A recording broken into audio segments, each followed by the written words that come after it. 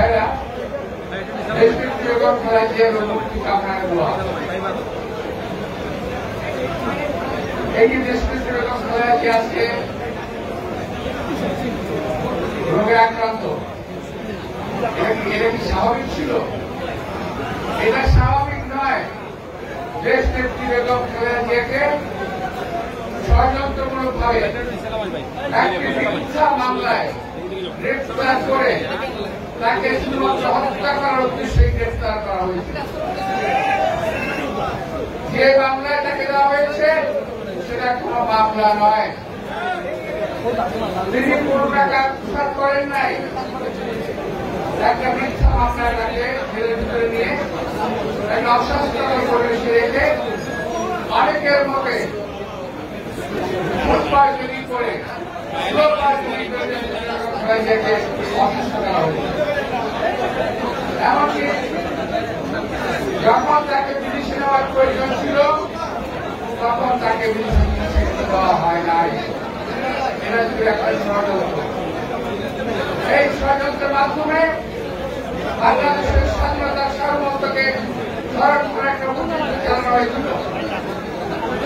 আপনারা সহ আমরা যারা আছি 17 বছর আন্দোলন করে রাজপথ প্রকম্পিত করে এই সরকারে রক্তের দৌড় কাঁপিয়ে তুলেছিলাম আমরা। অতঃপর একটি শুভ সময়ে এই সরকারের পতন ঘটল। প্রিয় ভাইয়েরা, সরকারের পতন ঘটেছে, হাসিনা চলে গেছে, হাসিনা দর্শকরা কিন্তু তারা কিন্তু ষড়যন্ত্র করছে। সচিবালয় থেকে শুরু করে জেলা উপজেলা প্রশাসনের বিভিন্ন স্তরে এখন পর্যন্ত শেখ হাসিনার লোকেরা রয়ে গেছে যারা এখন পর্যন্ত ষড়যন্ত্র করছে। বাংলাদেশে একটি সুষ্ঠু নির্বাচন হোক।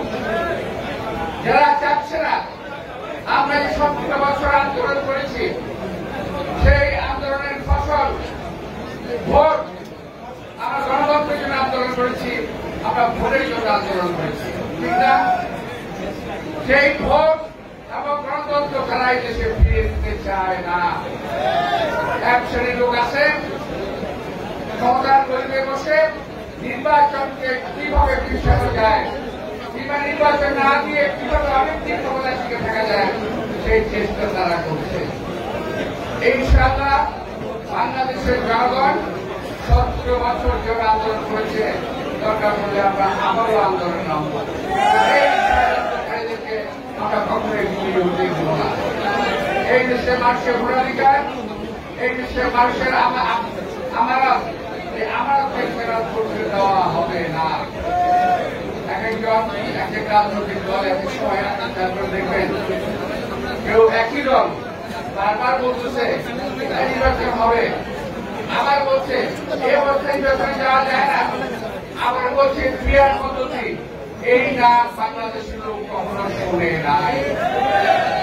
কাকে ক্রিয়ার পদ্ধতি বলা হয়, কাকে আনুমতি বলা হয়, এটা কেউ কখনো শোনে নাই। আজকে আমি চ্যালেঞ্জ করে বলতে পারি, যারা ক্রিয়ার পদ্ধতির কথা বলছে তারাও ক্রিয়ার সঙ্গে সঠিকভাবে জানে না। পৃথিবীর 80টা দেশে ক্রিয়ার পদ্ধতি আছে। সারা বিশ্বে 200 দেশের মধ্যে 80টা দেশের ক্রিয়ার পদ্ধতি আছে। এই 80টা দেশের ক্রিয়ার পদ্ধতি 80 রকম, একরকম নয়।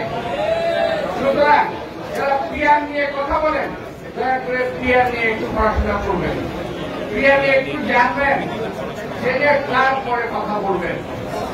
একজন বলে দিল আর আমরা নাচলাম, এটা তো হবে না। তাই বাংলাদেশের সর্বোচ্চ প্রচলিত নিয়ম, আমাদের পূর্বপুরুষরা যেভাবে নির্বাচন করে এসেছে, সেই নির্বাচন সুস্থ সুন্দর হলে দেশে কোনো প্রয়োজন হবে না। যদি নির্বাচন সুষ্ঠু না হয় তাহলে দেশের ব্যাপার আছে। কিন্তু এই দেশের মানুষ একটি সুষ্ঠু নির্বাচনের জন্য আন্দোলন করেছে, আমরা আন্দোলন করেছি। দেশনেত্রী বেগম খালেদা জিয়া আজকে জেলে গেছেন।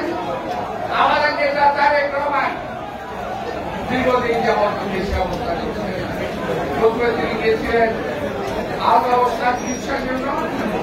এখন যখন পরিস্থিতি করেছেন তিনি আমি বলতে পারবো না, আমি যা দেখেছি বলা হয় না। তারপরও আমরা ওনাকে আহ্বান জানাবো, আমরা জানাই যে উনি শীঘ্রই দেশে ফিরে আসবেন, দেশের অবস্থা কেটে যাবে।